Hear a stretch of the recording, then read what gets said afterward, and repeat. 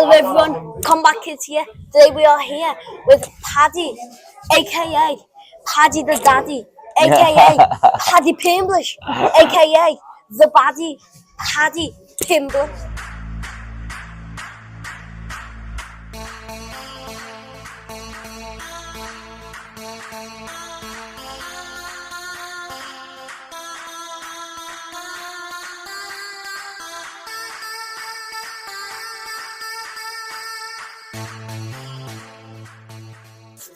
We just found out that you're fighting Michael Chandler in Miami in April.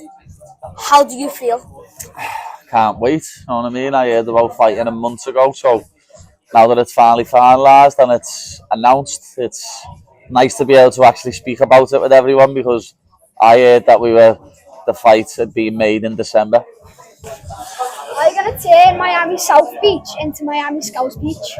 That's a good shout, that, it will be. It'll be Miami Scouse Beach, but I hope everyone's ready for it. What do you think of Chandler as a fighter? He's a very good fighter, you know what I mean? Since he's come to the UFC, he's only fought people who are in like the top 5, former title challenger. He's very explosive. He's got power in his hands. He's a good wrestler. So it's going to be a nice test for me, but I think I'm going to come through with flying colours. What gets you more hyped, the walkout or after you win a fight? Both. You can't really decide out of them two. I love walking out, I love bouncing out and giving the crowd something to cheer about, but then you can't beat that feeling after a fight when you get your hand raised. It's one of the best feelings in the world. In your last fight against Bobby Green and your fight before that against Tony Ferguson, how much have you improved as a fighter? A lot. I think I started training a lot harder when I found out my wife was pregnant, and since then I've got better in the last 18 months than I did in the 3 years prior to it when I first got signed, definitely. Did Snoop Dogg inspire you to get the cornrows? Nah, didn't inspire me to get the cornrows, to be honest. It's quite funny because when I used to play fighting games when I was younger, like Def Jam and like the UFC game and boxing, like Fight Night, I used to always put cornrows on my character. I don't know why, but I did. And now I've got cornrows. It's quite weird to be. It's mad how life pans out. We think Ilia is moving up to lightweight and fighting Makhachev. Do you think the UFC is lining you up for the fight against the winner if you beat Chandler? I don't think he's going to fight Islam straight away. I think he's going to have to fight like a Poirier or a Charles or a Arman. He's going to have to fight someone else first, I think. I don't think he's going to get an immediate title match, you know what I mean? He's not Conor McGregor as much as he thinks he is. He's got as much charisma as a tin of beans, lad. So, he's not Conor McGregor, lad. And him saying that he can't make featherweight anymore is the worst lie ever. He's a midget, you know what I mean? He's tiny.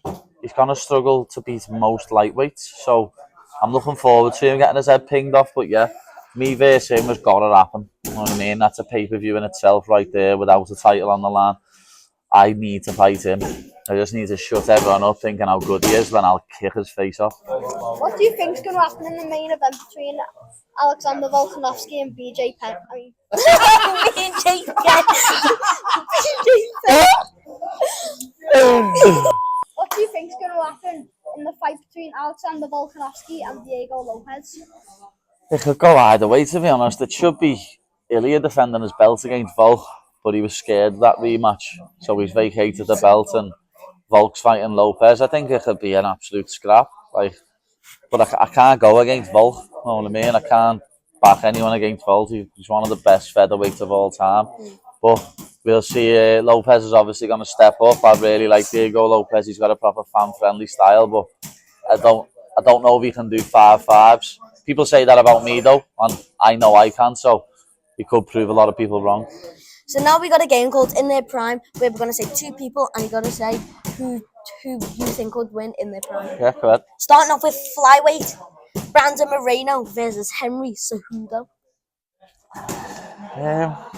Henry Cejudo. Yeah. Bantamweight Sean O'Malley versus Prime TJ Dillashaw.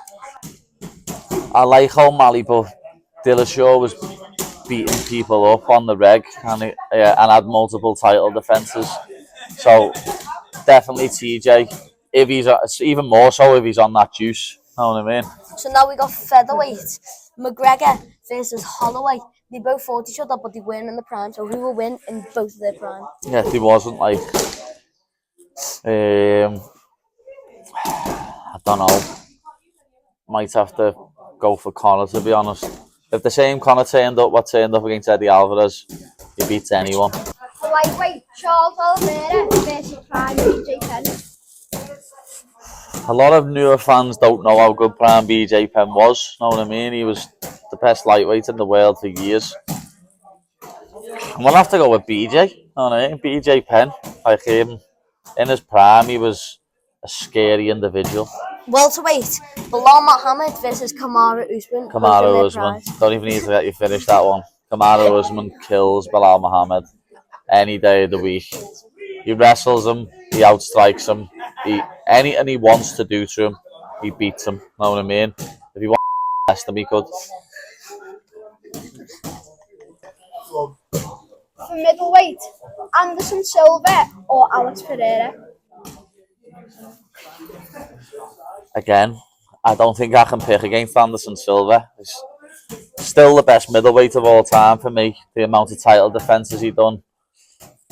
Even his loss against Chris Weidman was because he was showboating. Know what I mean? It was, he could have more title defences if he weren't showboating. So yeah, again, he's another one like BJ Penn.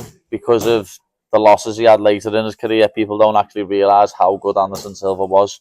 But he was MMA's main character for a few years, so Anderson Silva. Now we got John Jones versus Anthony Johnson. Well, John Jones is the best ever, so I can't pick against him. But in that one, if Anthony Johnson lands a punch, lad, he's putting you into the different stratosphere. So if he did land a shot, he's knocking it out. But again, I can't pick against John Jones.